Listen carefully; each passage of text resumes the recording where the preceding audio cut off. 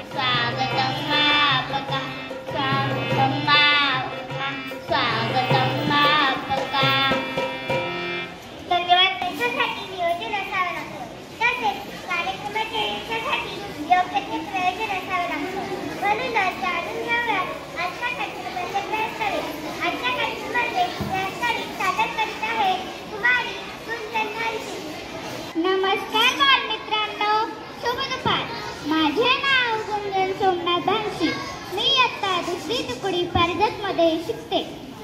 इयत्ता दुसरीचे आपण सर्व बालमित्र येथे बालसभेसाठी एकत्र जमलो आहोत व आपल्या आजच्या बालसभेचा विषय आहे भरडधान्य. आज आपण सर्व बालगोपाळ येथे उत्साहाने बालसभेसाठी सज्ज झालो आहोत. प्रत्येक जणाने आजच्या बालसभेसाठी छान तयारी केली आहे. खूपच छान. बालमित्रांनो, मी गुंजन आज तुम्हाला भरडधान्याविषयी थोडक्यात माहिती सांगणार आहे की तुम्ही शांतचित्ताने ऐकावे अशी माझी नम्र विनंती आहे. आपल्या देशाचे पंतप्रधान आदरणीय नरेंद्र मोदी साहेब यांच्या पुढाकाराने संयुक्त राष्ट्रीय 2023 हे वर्ष आंतरराष्ट्रीय भरडधान्य वर्ष म्हणून जाहीर केले आहे. पूर्वीच्या काळी उखळ व मुसळ वापरून या धान्यावरील साल व कवच भरडून काढले जात असे. त्यानंतर याचे गरजेनुसार जात्यावर दळून पीठ देखील केले जात असे. त्यामुळे या धान्याला भरडधान्य असे म्हटले जात असे. बालमित्रांनो, तुम्ही तुमच्या घरात ज्वारी, बाजरी, नागली, भगर, राजगिरा ही सर्व भरडधान्य पाहिलेली आहे व खाल्लेली देखील आहे. आपण सर्वांनी या भरडधान्यापासून बनवलेले पदार्थ आवडीने सुद्धा खाल्लेले आहे. ज्वारीपासून, बाजरीपासून बनवलेली भाकरी, राजगिऱ्यापासून बनवलेले लाडू, नागलीचे बिस्किटे, आपल्याला सर्वांना आवडणारे नागलीचे पापडे, उपवासाच्या दिवशी केलेली भगरांची, भगरीची थालीपीठे. आज आपण या बालसभेत इयत्ता दुसरीचा संच या आपल्या बालमित्रांची छान नाटिका पाहणार आहोत. दुसरी पारिजात व बोली या आपल्या बालमित्रांचा शेतकरी जीवनावर आधारित डान्स पाहणार आहोत. बालमित्रांनो, आजची आपली बालसभा भरडधान्य विषयावर आहे. ज्वारी, बाजरी, नागली, भगर, राजगिरा ही सर्व भरडधान्य आपल्याला शेतातून मिळतात. शेतकरी सर्व भरडधान्य शेतात पिकवतो. शेतकरी हा सरळ जगाचा पोशिंदा आहे. कोविडच्या काळात सरळ जगाला वाचवणारा हा शेतकरीच होता. अशा या शेतकऱ्याचे महत्त्व आपल्या देशात मोलाचे आहे. म्हणूनच भारत हा कृषीप्रधान देश म्हणून ओळखला जातो.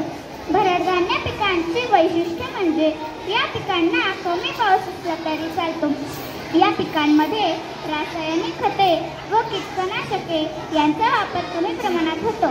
त्यामुळे उत्पादन माफक, पण या पिकांमध्ये पौष्टिकता खूप असते. बालमित्रांनो, ज्वारी, बाजरी, नागली, भगर, राजगिरा हे सर्व भरडधान्य आहेत. आपण सर्वांनी भरडधान्यापासून बनवलेले पदार्थ आवडीने खाल्लेले आहेत. भरडधान्य आपल्या आरोग्यासाठी खूप चांगली आहे. आज आपण जे पिझ्झा, कुरकुरे, तळलेले पदार्थ, जंक फूड खातो ते आपल्या सर्वांना खूप आवडतात, पण ती आपल्या आरोग्यासाठी अजिबात चांगली नसतात. त्यामुळे आपण वारंवार आजारी पडतो.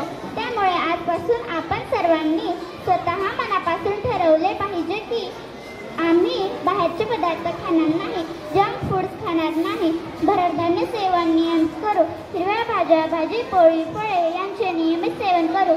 धन्यवाद.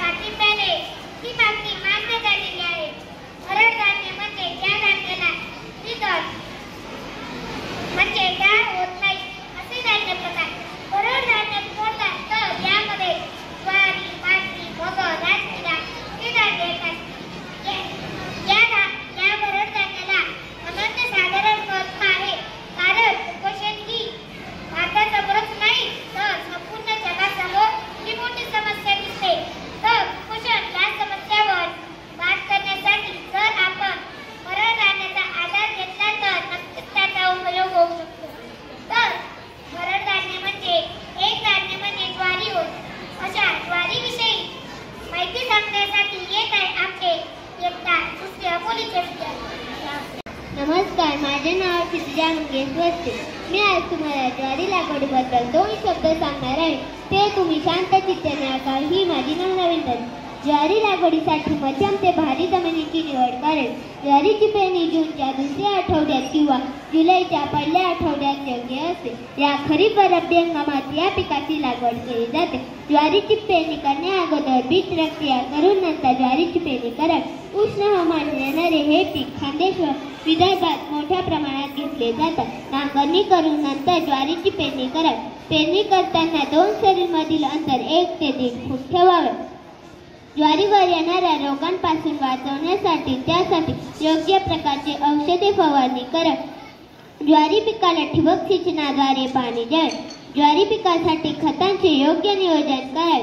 3 ते 4 महिन्यानंतर या पिकाची काढणी केली जाते. धन्यवाद.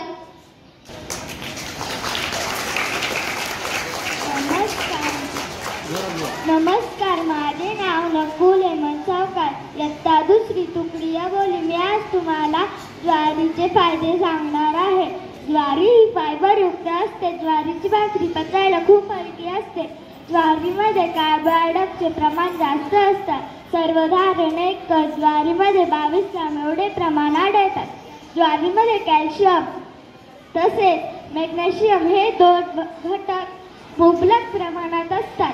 ज्वारीमध्ये लोह देखील आढळते.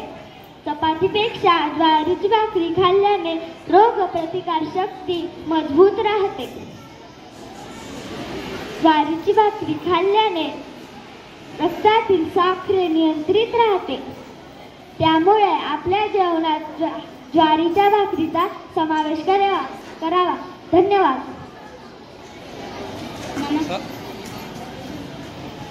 नमस्कार बालमित्रांनो, माझे नाव स्वानंद शिंदे. मी इयत्ता 2री तुकडी या बोलीमध्ये शिकतो. आज मी तुम्हाला ज्वारीचे पदार्थ सांगणार आहे. ते तुम्ही शांततेने ऐकावे अशी माझी नम्र विनंती. ज्वारी हे एक तृणधान्य आहे. हे एक भरडधान्य आहे.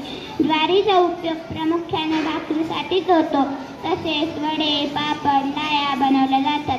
ज्वारीच्या काही जातींपासून ज्वारीचे पोहे तयार केले जातात. ज्वारीचे घावन, थालीपीठ, डोसा, आप्पे इत्यादी पदार्थ प्रामुख्याने नाश्त्यासाठी बनवले जातात. धन्यवाद. नमस्कार, माझे नाव आराध्या चेतन बच्छा. मी आज तुम्हाला ज्वारीची माहिती सांगणार आहे. नमस्कार बालमित्रांनो, मी ज्वारी लहान मुलांपासून तर मोठ्यांपर्यंत सर्वांना मी खूप आवडते. तुम्हा बऱ्याच लोकांना ज्वारीची भाकरी, ज्वारीचे पापड, ज्वारीचे लाह्या, ज्वारीचे वडे खूप आवडत असतात. चला तर मग आता मी तुम्हाला माझे काही गुण वैशिष्ट्ये सांगते. माझे शास्त्रीय नाव सारगाव मलगर असे आहे. गहू नंतर माझा खूप वापर केला जातो. थंडीत तर तुम्ही मला खाल्लंच पाहिजे. खाणार ना?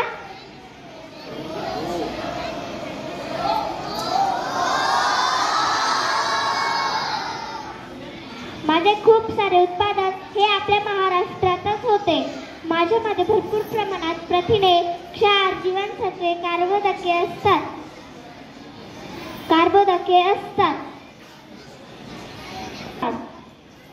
नमस्कार, माझे नाव समज्ञ जगदीश शिंदे आहे. मी इयत्ता 2री या बोलीमध्ये शिकते.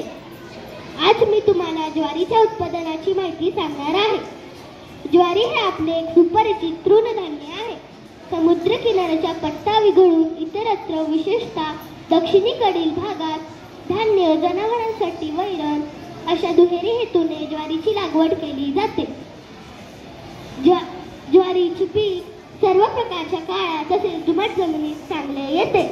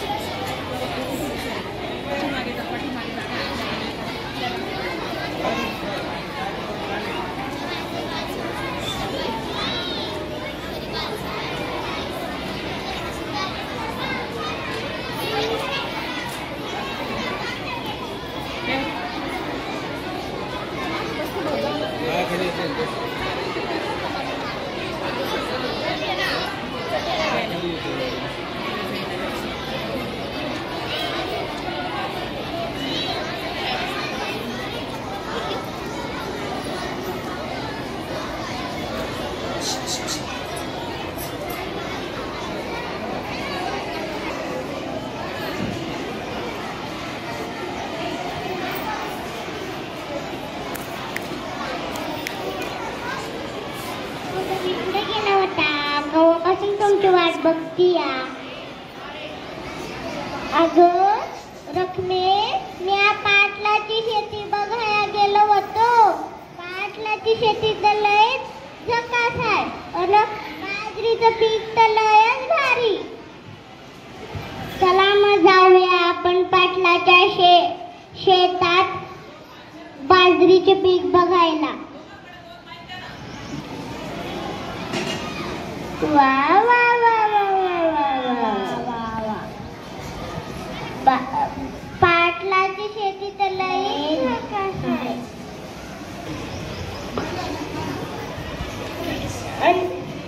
बाजरीचं पीक तर लयच जोमात.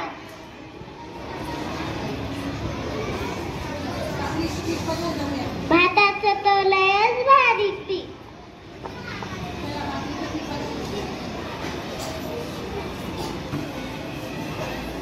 आता आपण पाटलांची बाजरीची शेती पाहिली, पण आता आपल्याला बाजरीविषयी माहिती व फायदे ऐकायचे. आता आपल्याला बाजरीविषयी माहिती व फायदे सांगणार आहे आपली वर्गमैत्रीण आराध्या सोनजे, इयत्ता तुकडी 2. विद्यार्थी मित्रांनो, आज आपली बालसभा.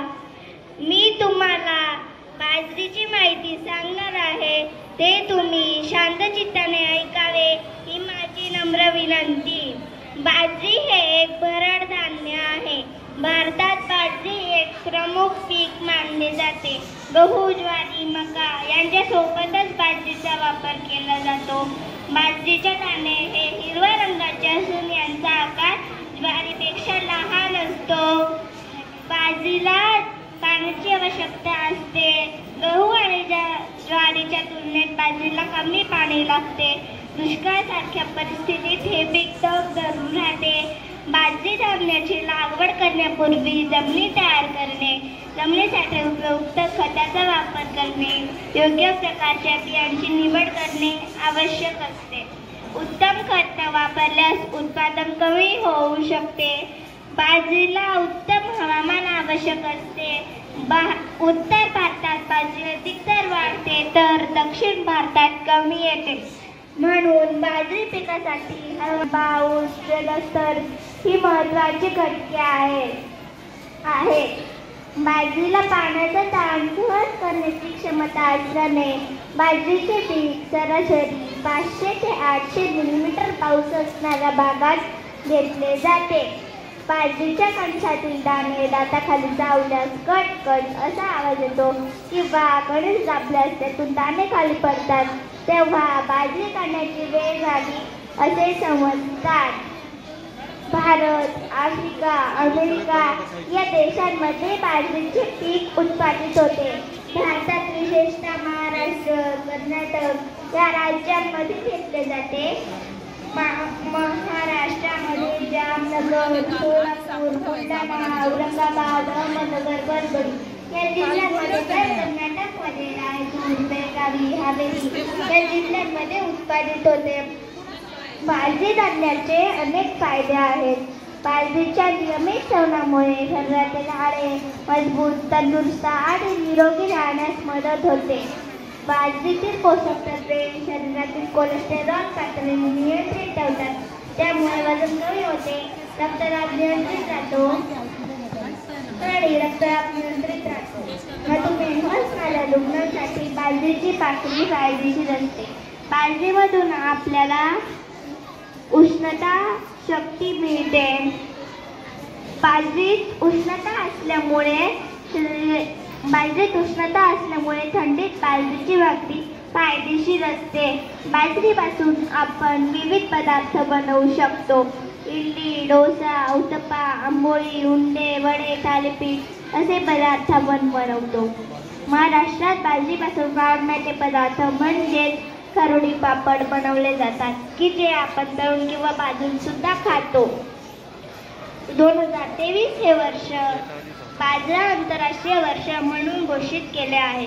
केंद्रीय कृषी मंत्री राधा मोहन सिंग यांनी 16 नोव्हेंबर हा दिवस आंतरराष्ट्रीय ज्वारी बाजरी दिवस म्हणून साजरा करण्याची मान्यता दिली आहे. बाजरीपासून आपण विविध पदार्थ बनवू शकतो. इडली, डोसा, उत्तप्पा, आंबोळी, उंडे, वडे, थालीपीठ असे पदार्थ आपण बनवतो. महाराष्ट्रात बाजरीपासून वाळवण्याचे पदार्थ म्हणजेच कारोडी पापड बनवले जातात, की जे आपण तळून किंवा भाजून सुद्धा खातो. बाजरीचे कोवळे कणीस भाजून त्याचे दाणे काढून खातात, त्याला निंबूर असे म्हणतात. अशा प्रकारे बहुतांश लोकांचे मुख्य अन्न म्हणजेच बाजरी होय. धन्यवाद.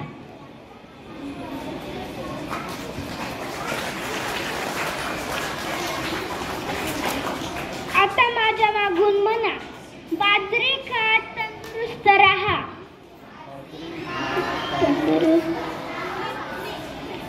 बरं धान्य खा, रोगाला दूर करा.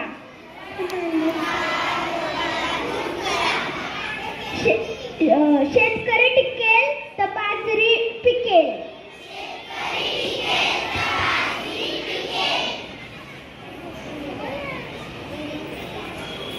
फ्रेंच फ्राईज कधी खाऊ नये. चायनीज खाऊ नये. मैद्याचे पदार्थ खाऊ नये. कुरकुरे, चिप्स असे इत्यादी पदार्थ खाऊ नये.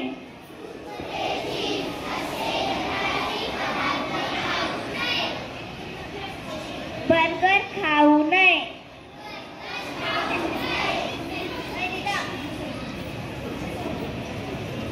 पिझ्झा खाऊ नये. बाहेरचे पदार्थ जास्त खाऊ नये, कारण त्यांच्यामुळे आपल्या शरीराला त्रास होतो. आदरणीय व्यासपीठ, गुरुजन वर्गो और मेरे प्यारे दोस्तों, आपको मेरा प्रणाम. आज हम कक्षा दूसरी दर्शन के छात्र आपके सामने पेश कर रहे हैं. तो आइए देखते हैं पथनाट्य मिले क्रांति.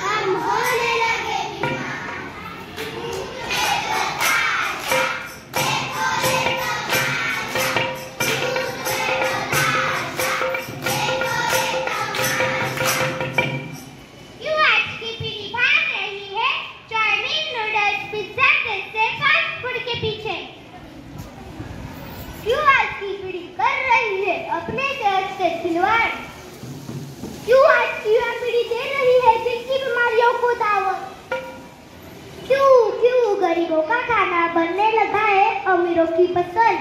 क्यों मोटा अनाज यानी भरत दान एक बार फिर विश्व क्रांति के रूप में आ रहा है. क्यों भरत दान एक बार फिर लोकप्रिय होता जा रहा है.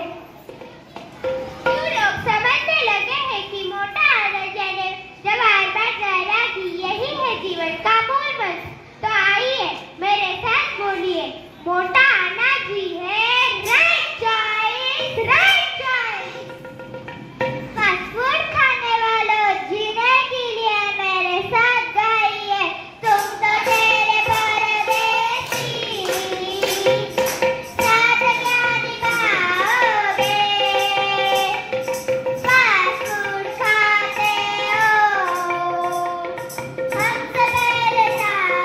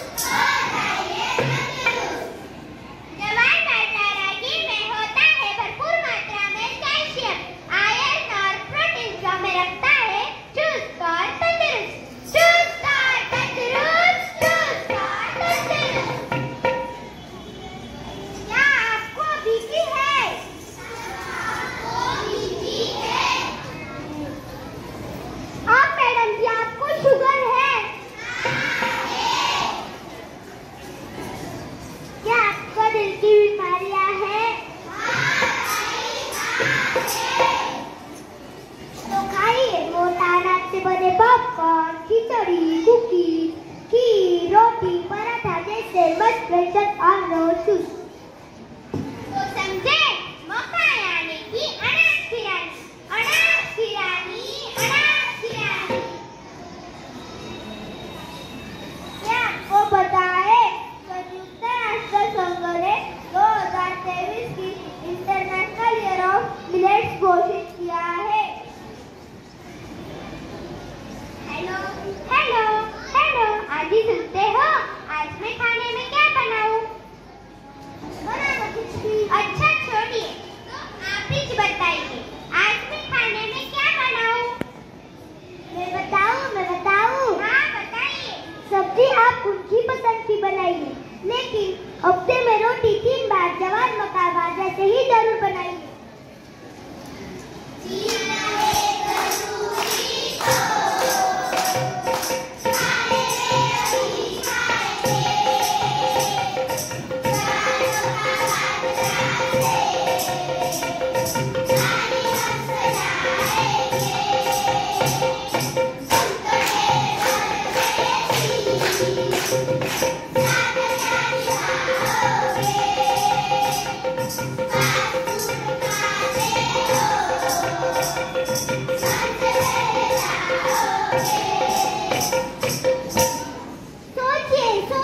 सोचिए, किससे सजेगी आपकी थाली?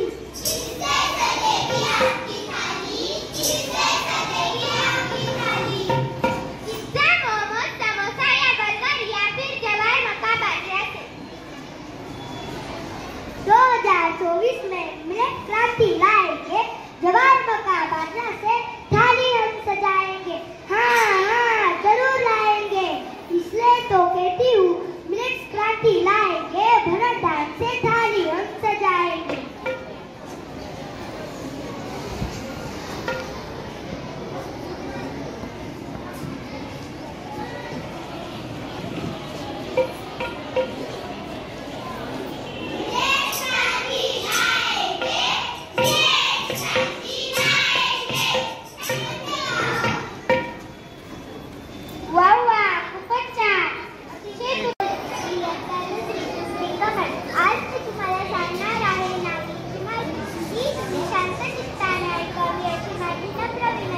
निरोगी आहाराची आणि सकस आहार यासाठी व पौष्टिक पदार्थांचा आहारात समावेश करणे खूपच गरजेचे आहे.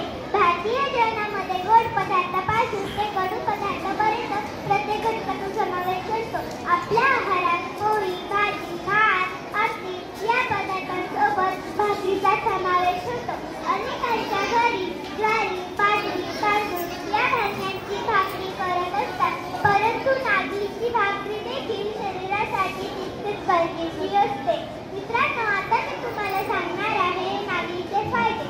नंबर 1, अशक्तपणा दूर करण्यासाठी नागलीचा पेय हा उत्तम आहार आहे. नंबर 2, नागलीचा उपयोग अमान, अर्जिन, जुना, ताप या रोगात होतो. नंबर 3, पित्तशामक, थंड, प्रतिकारक व रक्तातील तीक्ष्ण उष्ण दोष कमी करते. नंबर 4, वजन नियंत्रणात ठेवण्यास मदत करते. नंबर 5, पांढऱ्या या विकारात नागलीच्या पिठाची भाकर खावी. नंबर 7, नागलीच्या कापूसाच्या राखीचा उपयोग केस गळती बंद करते. नंबर 7, नागलीमुळे रक्तातील कोलेस्ट्रॉल कमी होतो. नंबर 8, हिमोग्लोबिन वाढते. नंबर 6,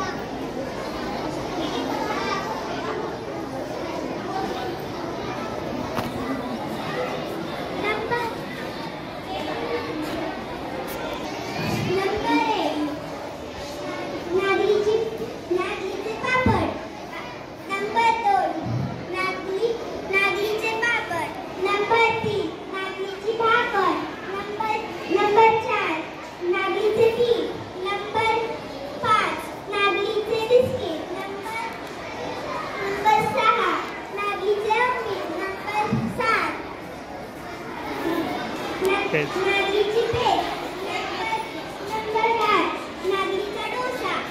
धन्यवाद. बच्चा याच्यासाठी गोदा तयार करूया. टाकलीपासून बनणाऱ्या पदार्थाची चव आपल्या कार्यक्रमाचे उद्घाटन श्रीमती मीनाक्षी पाटील मॅडम यांनी घ्यावी. पदार्थाचा आस्वाद घ्यावा व पदार्थ खाऊन अभिप्राय द्यावा.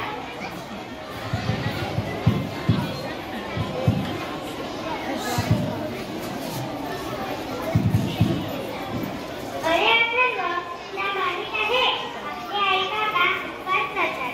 मग उपवासाला कोणकोणते पदार्थ खातात? उपवासाला साबुदाणा, भगर आपल्या सर्वांच्या घरी उपवासाच्या दिवशी करतात. मला वरीचे तांदूळ असेही म्हटले जाते. खरं तर मी काही धान्य नाही. शेतात आपोआप उगवणाऱ्या गवताच्या एका प्रकारच्या बिया देखील ओळखतात. हिंदीमध्ये मला टमाट्यावर म्हणतात. शिजलेल्या भगरची चव भातासारखीच असते. माझे पीक पटापट वाढणारे आहे. मी पेरल्यापासून केवळ 45 दिवसात माझे पीक तयार होते. चला तर मग जाणून घेऊया माझ्याविषयी अधिक माहिती. जसे भगर लागवड, उत्पादन, भगरीचे महत्त्व, भगरीचे पदार्थ. धन्यवाद. मी आहे भगर. माझे पीक उष्ण व समशीतोष्ण प्रदेशात घेतले जाते. मला पिकवण्यासाठी हलक्या व मध्यम मजुरांची पूर्ण निसर्गाची जमीन लागते. माझ्यासाठी वार्षिक पाऊस 2500 मिलीपर्यंत हवा. माझी लागवड समुद्रसपाटीपासून 1000 ते 1800 मीटर उंचीपर्यंत करतात. धन्यवाद. मी आहे भगर.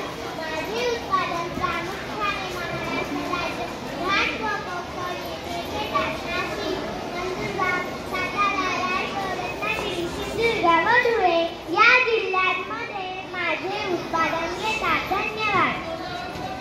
नमस्कार, मी आहे भगर. माझ्यामध्ये अनेक प्रकारचे पोषक द्रव्ये असतात. माझ्यात मोठ्या प्रमाणात प्रोटीन असते.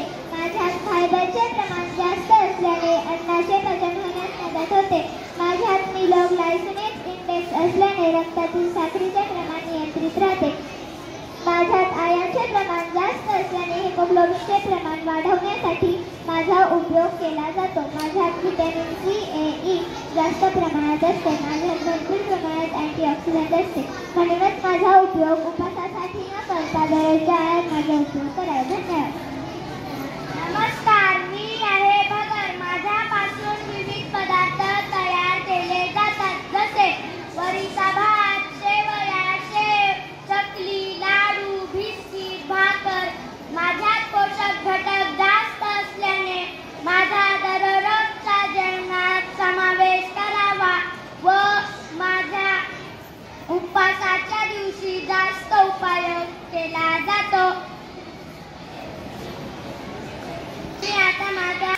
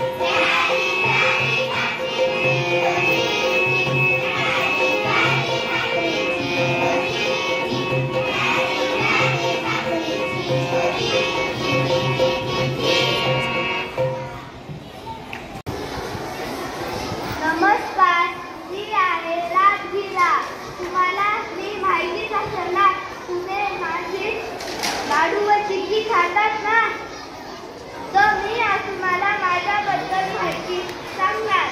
मी अत्यंत उपयोगी व पौष्टिक वनस्पती आहे. जागतिक पातळीवर मला उत्कृष्ट अन्न म्हणून घोषित केलेले आहे. शरीरासाठी मी अत्यंत गुणकारी असतो. महाराष्ट्रामध्ये माझी लागवड सगळीकडे होते. मी द्विदलवर्गीय आणि जलद गतीने वाढणारे पीक आहे. माझे रंग वेगवेगळ्या जातीनुसार काळा, पिवळा, पांढरा, सोनेरी असतो. माझ्या वाढीसाठी थंड व कोरडे हवामान उत्तम राहते. माझ्या वाढीसाठी 3.5 ते 4 महिने लागतात. माझ्यापासून लोक चिक्की, लाडू, पुरी व पोळी बनवतात. माझा वापर उपवासाला होतो. मला सुपर फूड असे मानले जाते. धन्यवाद. नमस्कार मित्रांनो, मी आहे राजगिरा. तुम्हाला राजगिरा माहित आहे का? लहान मुलांना आवडणारा राजगिराचा लाडू म्हणजे मी. माझा उपयोग उपवासाला होतो. माझ्यापासून राजगिराचा लाडू चिक्की तयार होते. तसेच राजगिराची दळणी भाकरी सुद्धा तयार होते. मला सुपरफूड असे म्हणतात. मॅडम, तर कुठल्याही धान्यापेक्षा माझ्यात 4 पट जास्त कॅल्शियम आहे. माझ्यात व्हिटॅमिन डी हे भरपूर प्रमाणात असते. नमस्कार बाल मित्रांनो, मी आहे राजगिरा. मी आज तुम्हाला राजगिराचे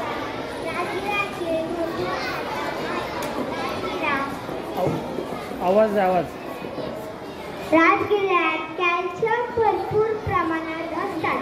फायबर, पोटॅशियम भरपूर प्रमाणात असल्यामुळे हृदयासाठी ते फायदेशीर असते. राजगिऱ्यात कॅल्शियम भरपूर असल्याने हाडे मजबूत होतात. राजगिऱ्यात जीवनसत्व असल्याने त्वचा केस चांगले राहतात. राजगिऱ्याचे सेवन उपवासाच्या दिवशी केले जाते. धन्यवाद. नमस्कार बालमित्रांनो, मी आहे राजगिरा. मी राजगिऱ्याचे उपयोग सांगून दाखवणार आहे. राजगिरा लाडू खाल्ल्याने हाडे मजबूत होतात.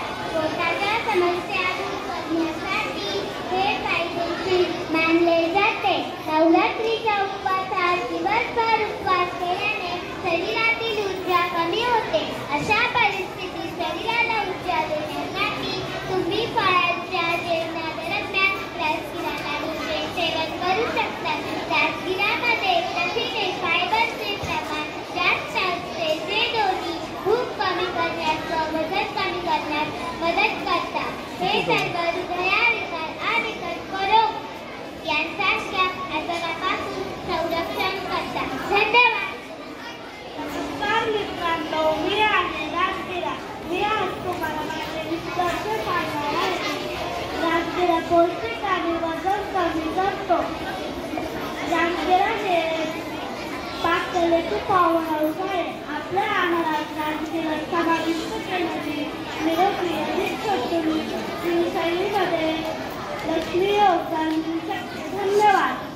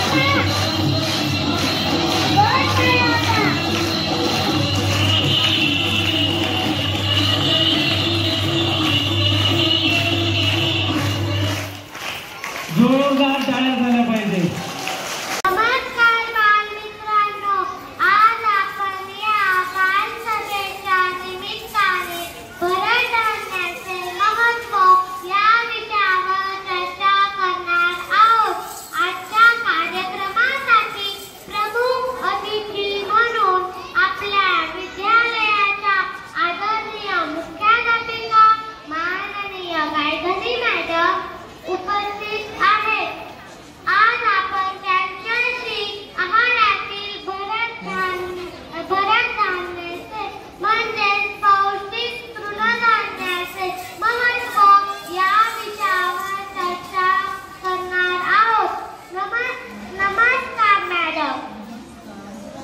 आपल्या उत्तम आरोग्यासाठी नियमित व्यायाम, प्राणायाम यासोबतच आहारही उत्तम प्रकारचा असणे तितकेच महत्त्वाचे असते. आहारामध्ये फळे तसेच भाज्या यांच्या सोबतच कडधान्ये व पौष्टिक तृणधान्ये यांचाही योग्य समावेश असावा. मी आपणास पहिला प्रश्न असा विचारते की आपल्या आहारात कोणकोणत्या भरड धान्यांचा समावेश असावा? एकदम बरोबर. आपल्या आहारामध्ये खरं तर तुम्ही जो आजचा विषय निवडलेला आहे तो अतिशय सुंदर आहे. 2023-24 हे जागतिक भरडधान्य वर्ष हे शासनाने सांगितलेलं आहे आणि ह्या वर्षामध्ये फक्त भरडधान्य, कडधान्य यांचा जास्तीत जास्त वापर करावा. आपल्या आहारामध्ये भरडधान्य आणि कडधान्य यांचा वापर केल्याने आपल्याला काय काय फायदे होतात हे सांगितलेलं आहे. खरं तर आपण सर्वांनी ज्वारी, बाजरी, नागली, वरई हे सर्व धान्य आहारात समाविष्ट केले पाहिजे. त्यामुळे आपल्या शरीरासाठी अत्यंत असे उपयुक्त आणि अत्यंत फायदे ते खाल्ल्याशिवाय त्याचे फायदे आपल्याला कळणार नाही. त्यामुळे सगळ्यांनी वापरा. मी तुम्हाला दुसरा प्रश्न असा विचारते की भरड धान्यातून आपल्याला कोणती पोषक तत्वे मिळतील? भरड धान्यामधून तुम्हाला लोह मिळते, खनिज मिळतात, त्यानंतर मिळतात, नागलीपासून त्यानंतर वरईपासून अतिशय महत्त्वाचे असे कॅल्शियम, प्रोटीन आपल्या शरीरासाठी मिळतात. त्यामुळे आपल्या शरीराला त्याचा अनेक प्रकारे फायदा होतो. आपले आजार नाहीसे होतात. म्हणजे खरं तर जे आजारी व्यक्ती असतात त्यांना आपण हे तृणधान्य खाऊन असले त्यांचा आजारसुद्धा लवकर बरा होईल. असे हे तृणधान्याचे फायदे आहेत. अनेक घटक, पौष्टिक घटक यातून आपल्याला मिळतात. अतिशय सुंदर मॅडम. मी तुम्हाला तिसरा प्रश्न असा विचारते की भरड धान्य किंवा तृणधान्य यापासून तयार झालेले कोणकोणते अन्नपदार्थ आपल्याला आहारातून घेता येतील? आज तुम्ही जे भरड धान्यामधून अन्नपदार्थ बनवून आणलेले आहेत खरोखर अतिशय छान आहे. म्हणजे ज्वारीपासून तुम्ही थालीपीठ बनवलेलं आहे, इडली बनवलेली आहे, ज्वारीपासून तुम्ही वेगवेगळे वडे तळलेले पण पदार्थ बनवलेले आहेत, नागलीपासून इडली बनवलेली आहे, नागलीची भाकरी आहे, नागलीचं थालीपीठ आहे. म्हणजे असे अनेक पदार्थ, बाजरीपासून बाजरीची भाकरी, बाजरीचं थालीपीठ, बाजरीचे कुरकुरे, लहान मुलांना जे उपयोगी आहे असे अनेक पदार्थ तुम्ही सुद्धा या ठिकाणी बनवून आणलेले आहे. आणि आपण ज्वारी, बाजरी, नागली, राजगिरा यापासून खूप सुंदर असे पदार्थ बनवू शकतो. राजगिऱ्याचं थालीपीठ बनवू शकतो. राजगिऱ्याचे आपण शिरा जो आहे रव्याचा बनतो तसा राजगिऱ्याचा शिरा बनवू शकतो. ज्वारीचा शिरा बनवू शकतो. ज्वारीची पेज बनवू शकतो. नागलीची पेज बनवू शकतो. आजारी व्यक्तींना सुद्धा ही नागलीची, ज्वारीची, बाजरीची पेज अतिशय अतिशय उपयुक्त असते. आणि ही जी पेज आहे, नागलीची पेज पिल्यानंतर रक्त वाढतं शरीरामध्ये. ज्यांना रक्त कमी असेल शरीरात त्यांनी नागलीची पेज रोज सकाळी अगदी न विसरता प्यावी. आणि लहान मुलांना तर ती द्यावी, कारण त्यामधून अनेक पौष्टिक घटक आपल्याला मिळतात. मी तुम्हाला चौथा प्रश्न असा विचारते की भरड धान्यापासून बनवला जाणारा तुमचा आवडता खाद्यपदार्थ सांगा. तुमच्या लहानपणी कोणता अन्नपदार्थ तुम्हाला सर्वाधिक आवडत होता? खरं तर जेव्हा आम्ही लहान होतो तेव्हा चपाती गव्हापासून बनवलेले जे पदार्थ आहेत ते आमच्या म्हणजे चपाती ही आम्हाला माहीतच नव्हती. आम्ही बाजरीची भाकरी खायचो. बाजरीची भाकरी, पापडाची चटणी, विविध भाज्या, लोणचं हे प्रकार आमच्या आवडीचे होते. आणि आता आपण नागलीची भाकरी म्हणजे मला नागलीची भाकरी आवडते, नागलीची पेज आवडते, त्यानंतर राजगिऱ्यापासून बनवलेले पदार्थ आवडतात, राजगिऱ्याचा शिरा आवडतो. आणि रोज मी सुद्धा माझ्या आहारामध्ये नागलीची पेज आणि ज्वारी, बाजरी आणि नागली याची भाकरी मी समाविष्ट केलेली आहे. मी तुम्हाला 5वा प्रश्न असा विचारते की आपल्या परिसरात, शहरात कोणकोणते भरड धान्य आपल्याला माफक दरात उपलब्ध होतील? आपल्या परिसरामध्ये आजूबाजूला जे खेडे आहेत यामध्ये गहू तर नाहीच आपण खाल्ले पाहिजे. खरं तर ज्वारी, बाजरी आणि नागली हे माफक दरात आपल्याला मिळू शकतात. कारण ज्वारीचं जे उत्पादन आहे ते आजूबाजूला, बाजरीचं जास्त प्रमाणात उत्पादन होतं. बाजरी पण छान पद्धतीने इथे पिकते, ज्वारी पिकते. आणि नागली जो कोकण भाग आहे तिथे नागली आणि वरई याचं पीक जास्त प्रमाणात होतं. तर बऱ्याच अंशी कोकणामधून सुद्धा आपल्याला नागली, वरई, बाजरी आणि ज्वारी हे पिकं मिळू शकतात. मॅडम, आता आपण पुढील प्रश्न घेऊया. मुलांना आहार तसेच आरोग्यदायक सवयींबद्दल काय सल्ला द्याल? तुम्ही आज जे कार्यक्रम घेतले त्यात तुम्ही मुलांनी खूप सुंदर असे सल्ले विद्यार्थ्यांना दिलेले आहेत की काय खाऊ, काय खाऊ नये. म्हणजे पौष्टिक घटक कशामध्ये असतात, ज्वारी, बाजरी, नागली, वरई याचं महत्त्व तुम्ही सगळं पटवून दिलेलं आहे विद्यार्थ्यांनी. आणि ह्या विद्यार्थ्यांनी पिझ्झा, बर्गर, पॅटीज हे बाहेरचे जे फास्ट फूड जे आहेत ते पदार्थ खाऊ नये असं तुम्ही तुमच्या कार्यक्रमामधून, सादरीकरणामधून दाखवून दिलेलं आहे. पण मीही या विद्यार्थ्यांना असंच सांगेन की विद्यार्थ्यांनी कुरकुरे असतील, बाहेरचे तेलकट तळलेले जे वेफर्स असतील, त्यानंतर पॅटीस असेल, पाववडे असतील, मिसळ असेल, हे तेलकट पदार्थ जे आहेत ते बाहेरचे खाऊ नये. घरामध्ये तुम्हाला खायची इच्छा झालीच तर आपल्या आई वडिलांना सांगून तुम्ही आता तृणधान्यापासून अतिशय सुंदर असे प्रकार बनवून आणलेले आहेत. तर आपल्या आई वडिलांना ह्या विद्यार्थ्यांना सुंदर सुंदर असे प्रकार जर वेगवेगळे प्रकार बनवून दिले तर मला वाटतं बाहेरचे जे फास्ट फूडकडे जे वळलेले आहे विद्यार्थी ते कमी होतील. कारण घरातच जर सुंदर सुंदर प्रकार आपल्या आई वडिलांनी मुलांना बनवून दिले तर नक्कीच त्याचा फायदा विद्यार्थ्यांच्या आरोग्यावर होणार आहे. विद्यार्थ्यांचं आरोग्य बिघडणार नाही, त्यांना चष्मा लागणार नाही, त्यांना डायबिटीज होणार नाही, बीपीचा त्रास होणार नाही. आता आपण बघतोय आपल्या शाळेमध्ये, आपल्या वर्गामध्ये डायबिटीज झालेले विद्यार्थी आहेत, हो की नाही? स्वतः ते इंजेक्शन घेत आहे. म्हणजे अशी अवस्था जर आपल्या लहान लहान मुलांमध्ये असेल तर पालकांनी किती सतर्क राहायला पाहिजे, त्यांचा आहार त्यांनी कसा दिला पाहिजे. पण खरोखरच आता जे हल्लीचे जे पालक आहेत त्यांना वेळच नाही आपल्या मुलांच्या आहाराकडे लक्ष द्यायला. आणि म्हणून शाळांमधून आपल्याला हा अवेअरनेस म्हणून असे कार्यक्रम घ्यावे लागतात. आणि शासनाला सुद्धा भरड धान्य हे जागतिक भरड धान्य वर्ष साजरं करण्याची वेळ आली आहे. याचं कारण असं आहे की सगळे पालक गहू हा जो प्रकार आहे जो विद्यार्थ्यांच्या आरोग्यावर खरं तर घातक आहे. गहू जास्त खायला नको, पण गव्हाकडे जास्त वळलेलं आहे. गव्हापासून बनणारा मैदा असेल, रवा असेल, गव्हाच्या चपात्या असतील हे कमी खाल्लं पाहिजे.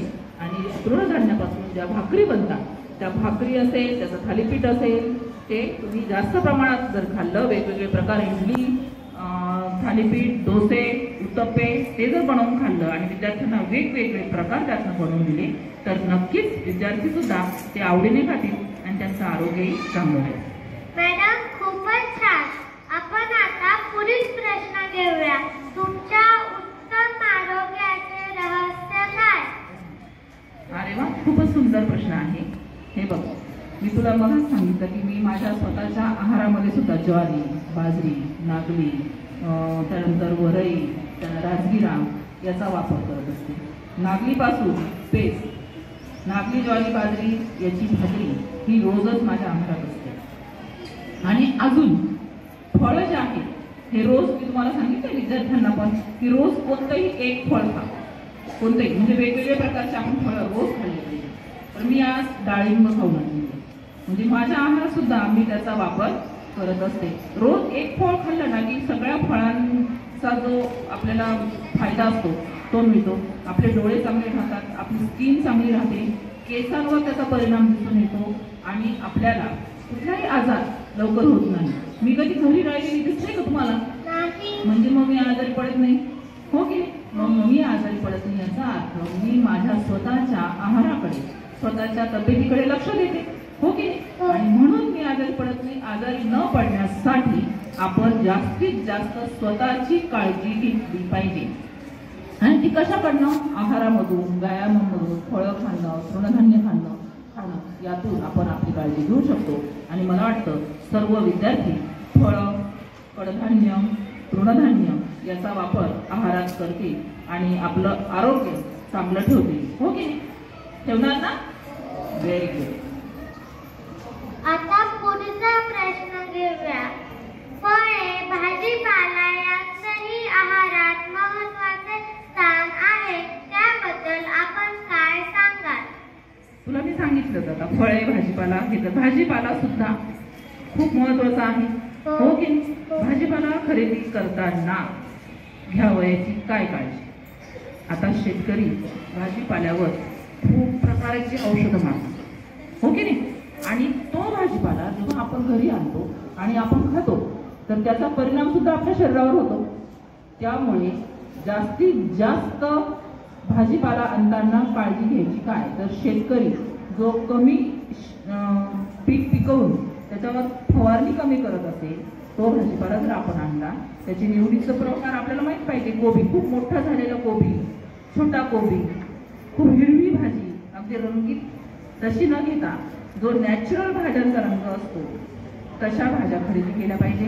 कारण त्यावर जी फवारणी केलेली असते त्याचा परिणाम, आपल्या दुष्परिणाम आपल्या शरीरावर होऊ नये याची काळजी सुद्धा आई वडिलांनी घेतली पाहिजे. आणि फळं सुद्धा त्याच पद्धतीने आपण निवडले पाहिजे. आणि जास्तीत जास्त गावठी प्रकार जो असतो भाज्यांचा आणि फळांचा तो घेण्याकडे आपला कल असला पाहिजे. धन्यवाद मॅडम. मॅडम, आज तुम्ही तुमच्या व्यस्त दिनचर्येतून वेळ काढून आमच्या बालसभेच्या माध्यमातून भरड धान्य व सकस आहाराचे महत्त्व आम्हा बालगोपाळांना मुलाखतीच्या माध्यमातून समजावले, त्याबद्दल आम्हा सर्वांच्या वतीने मी तुमचे आभार मानते. आणि तू खूप सुंदर प्रश्न विचारून माझ्याकडनं माहिती काढून घेतली त्याबद्दल तुझेही खूप आभार. धन्यवाद. नक्कीच मॅडम, आम्ही आमच्या दररोजच्या आहारात भरड धान्याचा वापर करू. आमच्या दुसरीच्या विद्यार्थ्यांचा प्रतिनिधी म्हणून मी तुम्हाला ग्वाही देतो. धन्यवाद मॅडम. धन्यवाद प्रीती.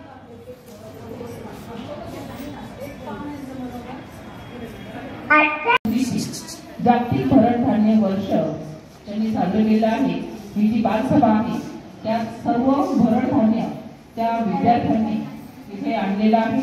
आपल्या महाराष्ट्रामध्ये कोणत्या ठिकाणी काय बनतंय, काय पिकतंय त्याचं सुद्धा त्यांनी इथे दर्शन घडवून आणलेलं आहे. सुंदर अशी इथे मांडणी केली आहे. भरपूर असं साहित्य त्यांनी इथे आणलेलं आहे. इयत्ता दुसरीच्या अबोली वर्गाने ज्वारी ह्या भरड धान्याची माहिती सांगितली आहे. असे पकोळ, कमळ, मोगरा, चाफा, जास्वंद यांनी अनेक ज्वारी, बाजरी, नागली, भगर, राजगिरा यांची माहिती सांगितली आहे. जास्वंद या वर्गाने पथनाट्य सादर केलं, अतिशय छान होतं. ते सदाफुलीने पोवाडा सादर केला आहे. आणि पारिजातने शेतकरी नृत्य झालं.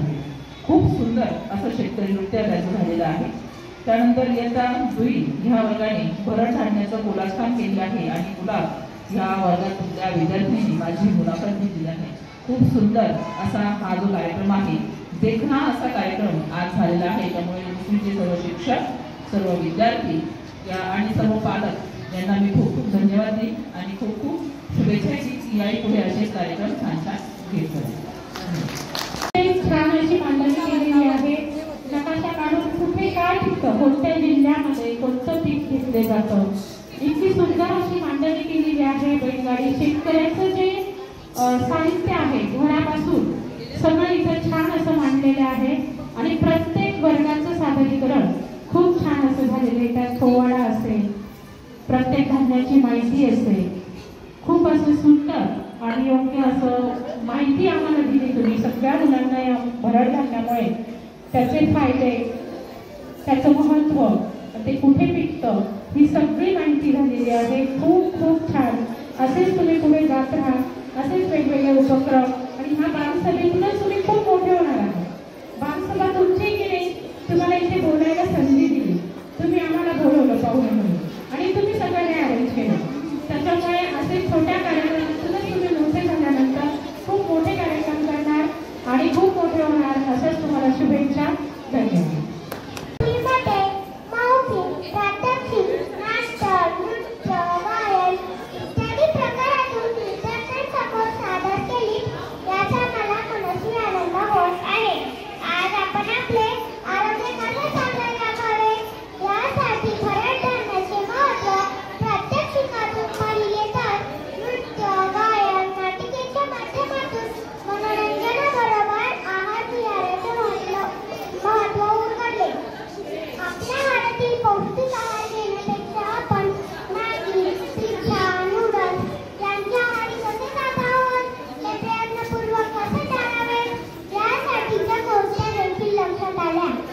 मित्रांनो